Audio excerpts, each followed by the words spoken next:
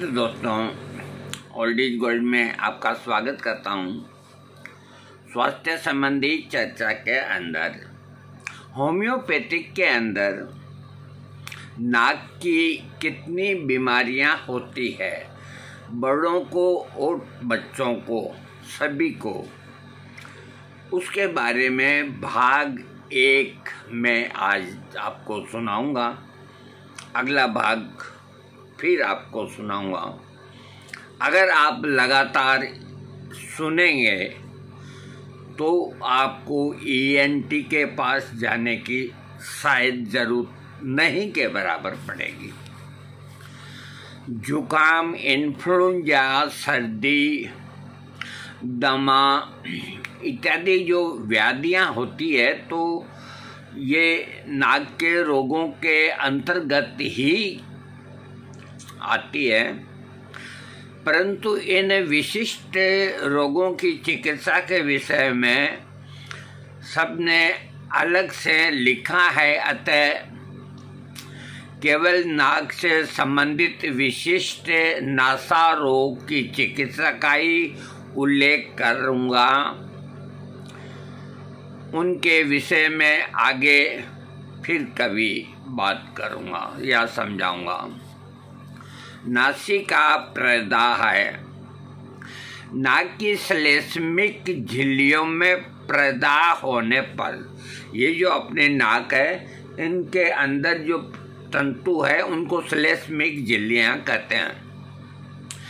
इसमें प्रदाह होने पर नाक गरम, फूली हुई और लाल रहती है। तो लक्षणों के अनुसार उस वक्त इनकी क्या दवा है वो मैं आपको बताता हूँ। सर्वप्रथम एकोनाइट 3x या 30 पोटेंसी दिन में 3 बार 10 दिन। ये मैं बार बार अब नहीं कहूँगा, 10 दिन 11 दिन। सर्दी के कारण नाक की भीतरी झिल्ली का प्रदाह है, नाक का गरम, सूजी हुई तथा लाल होना, इन लक्षणों में एकोनाइट लाभ करता है। बेलाडोना 30 पोटेंसी, यदि नाक में लाली अत्यधिक हो, पूरा ही नाक लाल हो और किसी कारण से गाल भीतर बाहर से लाल हो तथा रक्त संचय हो जाए, तब इसका प्रयोग लाभदायक है। देखो, एकोनाइट और बेलाडोना दोनों ही नाक के रोगों को ठीक करती है। एकोनाइट में यहाँ ललाई और अंदर की झिल्लियों में रोग का आक्रमण होता है, और बेलाडोना के अंदर पूरी नाक लाल, पूरे ये सब लाल, एकदम चेहरा ऐसे लगता है कि लाल हो गया। तो ये बेलाडोना 30 देने से ठीक हो जाता है। यदि नाक की भीतरी श्लेष्मिक झिल्ली में पस पड़ जाए तो मर्कसोल 30 पोटेंसी का प्रयोग करना चाहिए। नाक में पीप पड़ जाने पर हिपरसल्फ 6 पोटेंसी बड़ा अच्छा लाभ करती है। एक दवा और है जो पीप पड़ जाने पर लाभ करती है, उसका नाम है कैलिबाइक्रोमिकम, ये 30 पोटेंसी। और एक जो और दवा है वो नाक के अंदर अर्बुद बोलते हैं।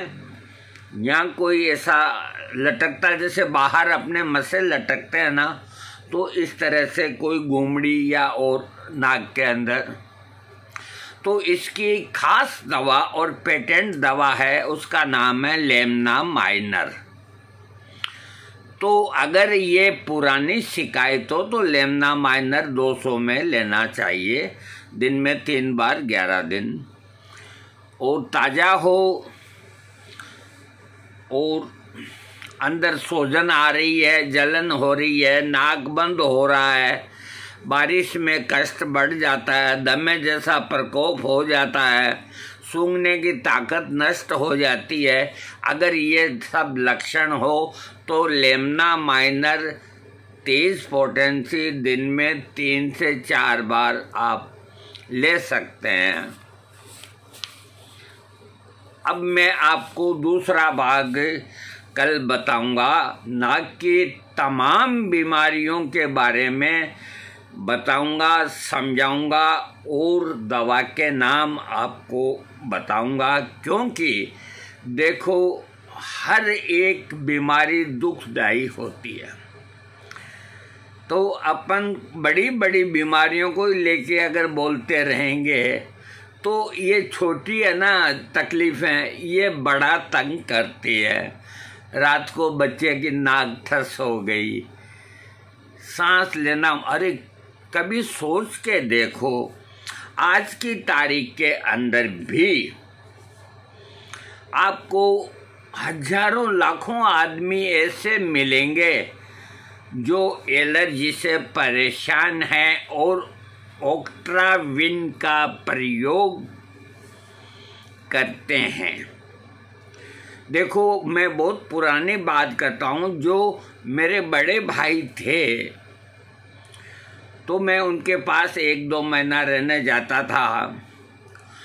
तो ये बात काफ़ी पुरानी है, मतलब 30-40 साल पुरानी है।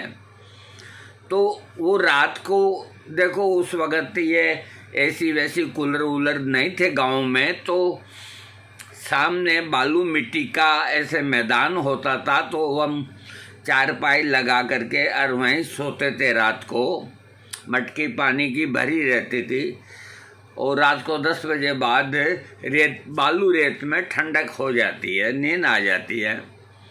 तो भाई साहब अपने सरहाने यानी कि तकिए के नीचे और कुछ नहीं, सब दवाइयाँ चाहे भूल जाएं, लेकिन उनका रोज का नियम था वो 4 शीशियाँ एडवांस पड़ी रखते थे ओक्ट्राविन की, कि कभी नहीं मिले तो या देर से मिले तो कहाँ जाऊं। तो वो रात को सोते ही सबसे पहले ओक्ट्राविन डाल लेते थे और वो सोते थे। कभी रात को दोबारा ज़रूरत पड़ती थी, अन्यथा नहीं पड़ती थी। और मैं कहता हूँ कि जिसने ये दवाई बनाई है, मुझे पता नहीं कौन सी ये है एलोपैथिक दवा ओक्ट्राविन, आजकल तो और भी कहीं निकली होगी और इसके कई साइड इफ़ेक्ट्स भी होंगे, मैं सब मानता हूँ। लेकिन जो तकलीफ़ होती है, नाक से सांस नहीं आती है, मुंह से रोगी सांस लेता है, वो पूरी रात तक नहीं सो सकता। वो एक ऐसी तकलीफ़ है जो दिखती नहीं है, आदमी परेशान हो जाता है।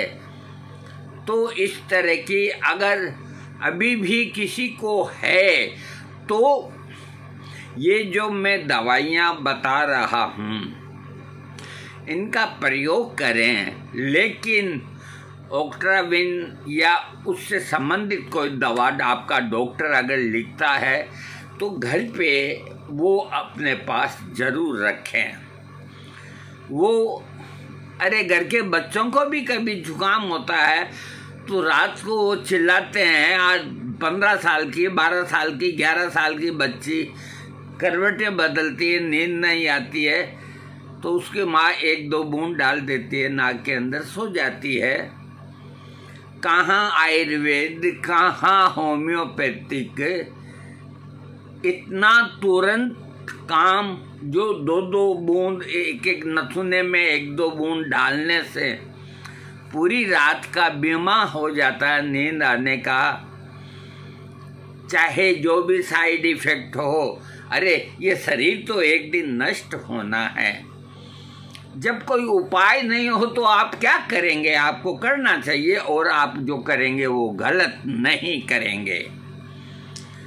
वैसे ही मैं आपको जानकारी दे देता हूँ कि जिनकी नाक रात के समय में बंद होती है, अधिकतर रात के समय बंदी होती है, दिन में नहीं होती, तो वो रात को एक खुराक मर्क सोल 200 पोटेंसी की वो खा लें। उसके बाद आजकल नाक में डालने की होम्योपैथिक के अंदर भी ड्रॉप आती है, हालांकि वो इतनी सक्सेस नहीं है, लेकिन फिर भी ट्राई करना चाहिए क्योंकि विज्ञान बहुत बढ़ गया है। और असली सरसों का तेल रात को सोते वक्त, चाहे आप ओक्ट्राविन डालें कोई दिक्कत नहीं, एक होम्योपैथी के ड्रापर की शीशी के अंदर असली सरसों का तेल वो आप रखें और रात को सोते वक्त आप खुद डाल लें 2-2 बूंद अपने नथुनों में। जैसे पहले इस नथुने में 2 बूंद डाल ली, फिर इसको यूं दबाया और आहिस्ता से यूं खींचा, यहाँ तक आ गई, फिर इसमें 2 बूंद डाली। मैं कहता हूँ इससे आपको, अगर कोई दवाई आपके पास नहीं है तो बड़ी राहत मिलेगी। दूसरी चीज और बताता हूँ मैं, इस पर खोज होनी चाहिए जो चीज मैं बता रहा हूँ। दूसरी एक वनस्पति जड़ी बूटी जिसको सब जानते हैं, हर जगह मिलती है, जिसका नाम है नक छींकनी, यानी कि नाक के पास अड़ाते ही छींकों का आना। और जिस वक्त नाक बंद होती है और मुंह से सांस आता है तो रोगी ये देखता है कि मेरी नाक क्लियर हो जाए तो मेरे को राहत मिले।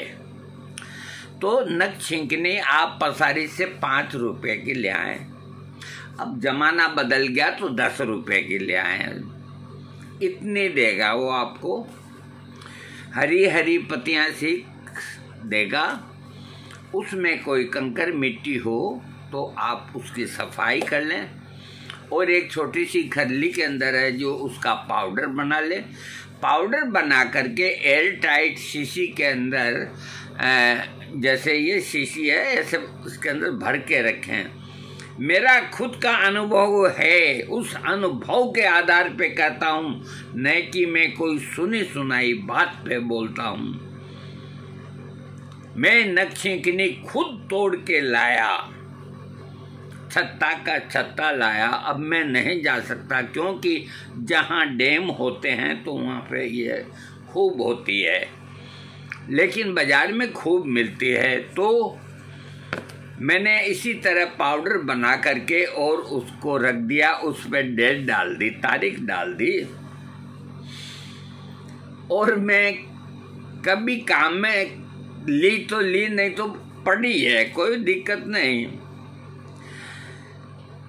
आप ताज्जुब करेंगे, साफ सफाई दीपावली के समय मैंने ये देखा, इस पे डेट पे तो 11 साल हो गए इसको पड़े हुए बन डिब्बी को, और ये सब कहते हैं कि आयुर्वेदिक जड़ी बूटियां बिल्कुल ताजा लें, नहीं तो उनकी शक्ति खत्म हो जाती है। मैं मानता हूं इस बात को, इसके बारे में फिर बताऊंगा। पहले क्या होता था, पंसारियों के यहाँ जड़ी बूटियों को देखो, ये जो ज्ञान की बात है ये समझने की है, कोई नहीं समझाएगा आपको। तो उस वक्त न तो लोहे का पीपा होता था न प्लास्टिक का जार होता था। तो हर पंसारी अपनी दुकानों में जो जड़ी बूटियां रखते थे, तो जो इसको बोलते हैं जिससे बारदाना, ये बोरियां बनती है ना, उसको सन बोलते हैं, सन। ऐसे पैदा होती है, उसकी फसल होती है और उससे ही बोरियां बनती है जिनके अंदर चीनी भरी जाती है या मूंगफली भरी जाती है, कोई भी मटेरियल भरी जाती है। बारदाना उसको बोलते हैं। गांठें की गांठें बिकती है, इतना सन पैदा होता है। तो मैं आपको ये कह रहा हूं, तो मैंने उसकी जो बोरियां बनी होती है तो उन बोरियों की जगह छोटे कट्टे भी होते हैं जिनमें सीमेंट को भरा जाता है। तो सीमेंट को खाली होने के बाद उनके जो कट्टे होते हैं उनको, जैसे धोबी है जो कपड़ा पछाड़ता है ना पत्थर के ऊपर, ऐसे एक लेबर है जो छत के ऊपर, उसका काम यही होता था कि दिन भर वो, क्योंकि जो भी सीमेंट से खाली होकर के कट्टे आते थे, अरे उस वक़्त तो 4 आना 8 आना में आ जाते थे। आजकल तो प्लास्टिक के हो गए, फेंक देते हैं, कोई काम का नहीं, गायें और मरती है। तो इस तरह से उनकी खूब सफाई हो जाती थी, उनमें कुछ भी नहीं बचता था सीमेंट वगैरह। तो उन छोटे छोटे कट्टों के अंदर पंसारी लोग, किसी में नक छींकनी रख दी, किसी में मूसली, किसी में अश्वगंधा, जो भी जड़ी बूटियां हैं वो उनके अंदर रख देते। उनके अंदर एक पर्ची डाल देते और एक मोटी कलम जो कि नीम की दातुन से बनाते थे, स्याही में डुबो के उस कट्टे के ऊपर उस जड़ी बूटी का नाम लिखते थे और उसको यूं उल्टा करके, अब रोज उसको पैक करना और बांधना बड़ा मुश्किल है, तो वो ऐसे ही लकड़ी के स्लीपरों पे पड़े रहती थी। तो इस वजह से उनका जो असर है वो 1-2 साल तक ही रहता था, क्योंकि बारिश में नमी खा जाती थी, तेज धूप के अंदर उनके अंदर का जो रस था वो सूख जाता था, और सर्दियों के अंदर कोई कुम्हला जाती थी, साधन नहीं थे, तो वो लोग थोड़ी थोड़ी मंगाते थे और ताज़ा ही काम में लिया करते थे। अब जब से देखो, कुछ भी समझो आप, ये जब से प्लास्टिक का ये डिब्बा है, इस डिब्बे के अंदर आप अश्वगंधा का पाउडर भर दीजिए और इसको एकदम बंद कर दीजिए, नाम लिख दीजिए, स्लिप लिख दीजिए और रख दीजिए उसको। आप 3 साल बाद में भी उसको काम में लेंगे, वो ही काम करेगा। अब रहा सवाल, कुछ ऐसी जड़ी बूटियां होती है कि उनको कितना भी एयर टाइट कर दो, उनके अंदर कीड़ा पैदा हो जाता है। जैसे मैं आपको उदाहरण देता हूँ, लोगों ने कह दिया अरे गांव करे सो गेली करे, अरे क्या बात हुई, किसी ने कह दिया अरे ऐसा होगा तो होगा, कोई जरूरी है। अब एक लोगों ने अलसी की टांग पकड़ के खींचना शुरू कर दिया, तो अलसी को भून के पाउडर बना के थोड़ा नमक समक डाल के या जाने क्या करते हैं, उसको बढ़िया डिब्बे के अंदर पैक करके खूब मुंह मांगे पैसों के अंदर अलसी खरीदते हैं, फ्लैक्सीड जो भी है, लिनसीड, हम लिनसीड कहते थे अलसी को। वो अलसी अगर आपने 150-200 ग्राम का डिब्बा खरीदा है और 1-8 चम्मच आप रोज खाते हो, तो वो ख़त्म हो जाए तो फिर उतना ही लाएं, अधिक नहीं लाएं। और कैसे भी उसको स्टील के डिब्बे के अंदर कैद कर दो, 2 महीना बाद उसमें कीड़ा पड़ेगा। और सबसे ताज्जुब की बात और बताता हूँ मैं, आप कहेंगे यार इसको इतना कैसे मालूम है? जो साबुत अलसी है उसको आप ऐसे डिब्बे के अंदर ऊपर से बंद ही मत करो, यूं ही छोड़ दो उसको, हल्का सा कोई कपड़ा ही बांध दो, 10 साल में भी कीड़ा नहीं पड़ेगा। तो जब अलसी का पाउडर बन जाता है, जो कुट्टा बन जाता है, तब तो कीड़ा पड़ जाता है। और साबुत अलसी 10 साल पड़ी रहे तो कीड़ा नहीं पड़ता, इसका क्या कारण है? अब जो बात हम बताते हैं उसका कारण भी बताएंगे आपको। आप अलसी का एक तगारी अलसी का ढेर कर दीजिए टेबल के ऊपर, या 1 पाव अलसी का कर दीजिए, या 2 किलो अलसी का कर दीजिए। और ये जो अलसी का तेल बड़ी फैक्ट्री वाले निकालते हैं, एक्सपेलर्स हैं, तो वो अलसी का सबसे पहले ढेर करते हैं 5-10 बोरी का।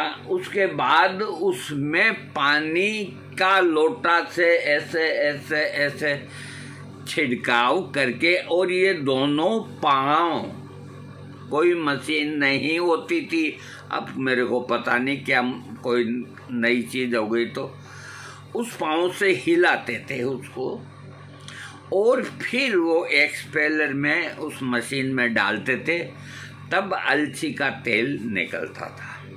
एक चीज़ याद रखो, तेल में कभी कीड़ा नहीं पड़ता, बेस्वादा हो सकता है, कलर कभी चेंज हो जाता है हल्का सा, लेकिन तेल में कीड़ा नहीं पड़ेगा।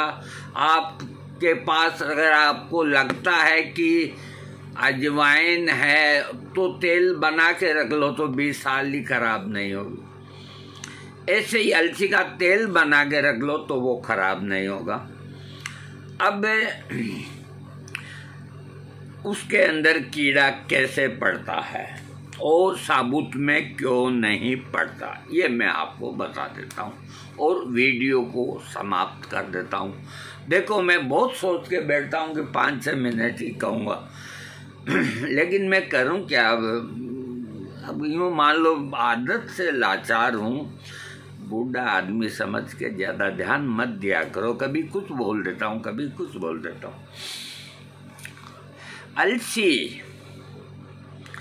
अलसी चिकनी होती है, उस पे आप टेबल पे 1 पाव अलसी को रख करके 1 गिलास ऐसे पानी गिराइए,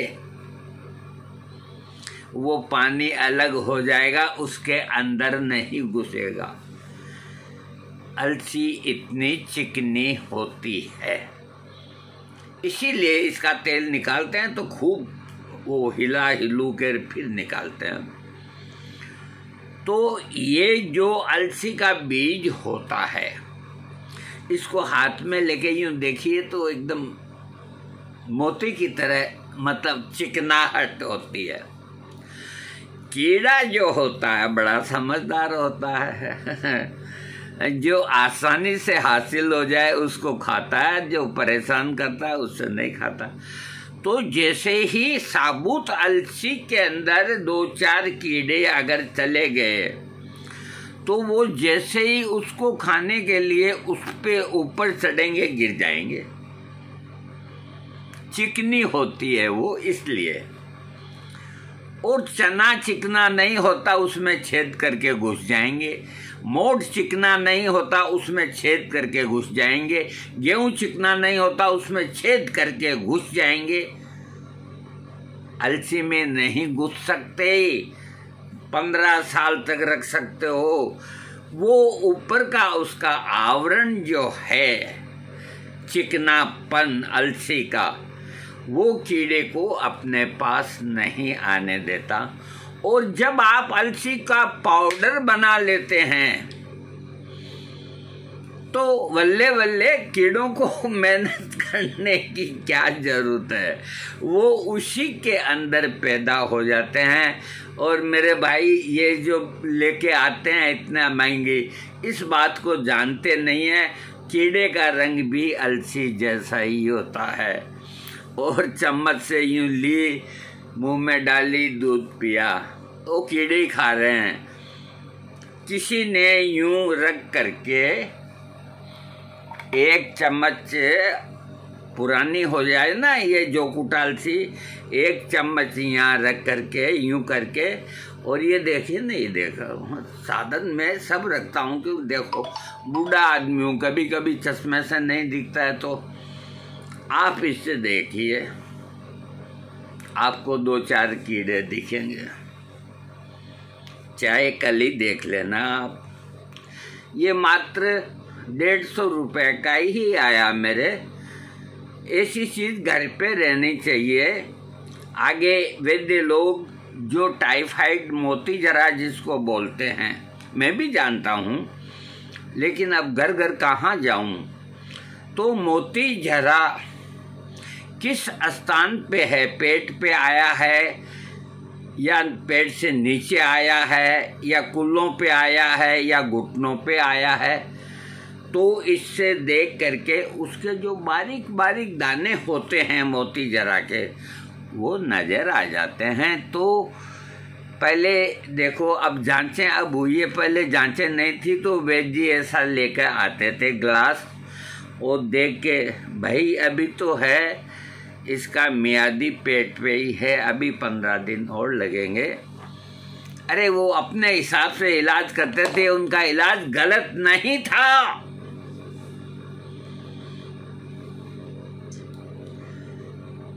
आज बार बार क्यों होता है टाइफाइड, मियादी बुखार, मोती जरा, ये इसीलिए होता है कि पहले के जो वैद्य आयुर्वेदिक चिकित्सा करते थे, वो परीक्षा करके कि अब ये पाँव से नीचे आ गया, तब दवा को बंद करते थे, और इसके अंदर 1-1.25 महीना लगता था।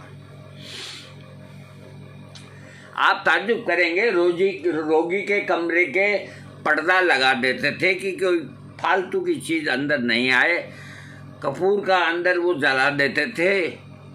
खूब कला होती है एक वनस्पति, खूब कला के फूल रोगी के बिस्तर के ऊपर बिछा देते थे, जिस पे रोगी सोता था, रोज चादर पे बिछा देते नए। उससे क्या होता था, उससे जल्दी मोती जरा नीचे की ओर जाता था। आप साधारण बुखार के अंदर भी खूब कला के फूल डाल के सोएंगे तो आपको बुखार की तकलीफ कम होगी।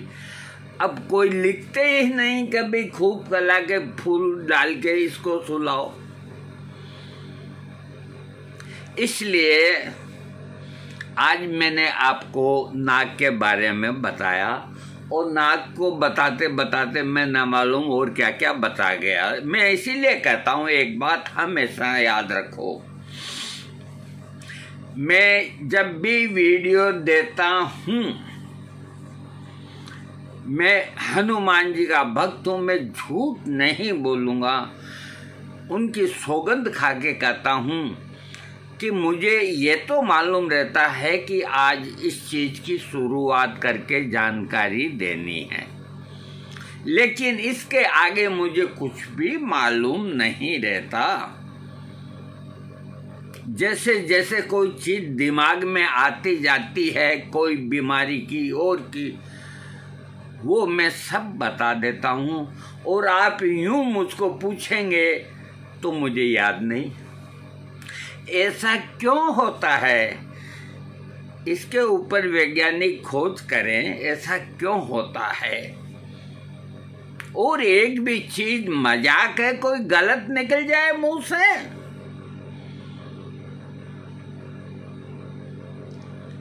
नख छींकनी, अरे इतनी सी नख छींकनी रखो आप डिब्बी के अंदर घर पे, और कभी जुखाम होए और परेशान हो रहे हो तो मात्र 1 मोठ के दाने के बराबर इस नाक में खाली आगे मत अंगुली जाए, यहाँ तक यूं यूं लगानी है खाली पाउडर, जरा सा। ज़्यादा लगाएंगे तो आप परेशान हो जाएंगे छींकते छींकते। थोड़ी सी किया, थोड़ी सी किया, 3 मिनट के अंदर आपको 3 छींक आएगी और आपकी तबीयत बाग बाग हो जाएगी। और किसी ने अगर उसको ज़्यादा लेके ऐसे खींच लिया ना, तो देखो मौत तो किसी की नहीं होती है, लेकिन 10-12 छींके आकर के वो परेशान हो जाता है। इसलिए कोई चीज़ अगर मैंने बताई है तो उसको तरीका भी मैंने बताया कि इस तरह से आप काम में लो। पुरानी औरतें नक छींकने की डिब्बियाँ अपने साथ रहती थी, कोई काम करती थी थोड़ी सी लगा लेती थी, 2 छींक ले लेती, उनको आनंद आता था। कायफल होता है, इसका पाउडर भी रख लेती थी, उसको जरा सा लगाते ही है वो भी छींक ले आता है। नक छींकने के बराबर नहीं है पावरफुल।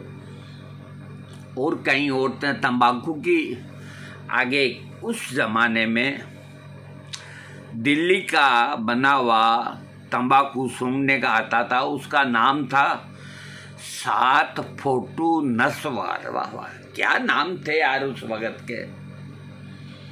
मैंने खुद ने डिब्बा देखा है उसका, 7 फोटू नस्वार। इसका अर्थ ये होता है कि 7 फोटू आदमी के बने रहते थे और खाली गर्दन तक ही थे, तो नस कहते हैं गर्दन को, 7 फोटू नस्वार। वो इतना बिकती थी जिसकी कोई हद नहीं, छींक लाने के लिए, जुकाम के लिए। और इसी तरह से एक दाद की बाम बनती थी, प्रताप मल गोविंद राम फार्मेसी का नाम था, कलकत्ता की, आज भी मेरे को नाम याद है। और जो ये बूट पॉलिश वाली डिब्बी होती है ना, इतनी सी डिब्बी में सफ़ेद रंग की वो दांत की दवा आती थी और उसके नीचे अक्षरों में लिखा था प्रताप मल गोविंद राम। अब वो कहाँ गए मुझे कुछ जानकारी नहीं। अब कोई कलकत्ता का आदमी खास ही, जो देखो परिवार तो चलते ही हैं, पीढ़ियाँ चलती है, वो इतनी बढ़िया वो सफ़ेद रंग की बाम थी कि कैसा भी छोटा मोटा दाद हो उसको लगाओ ठीक होते थे।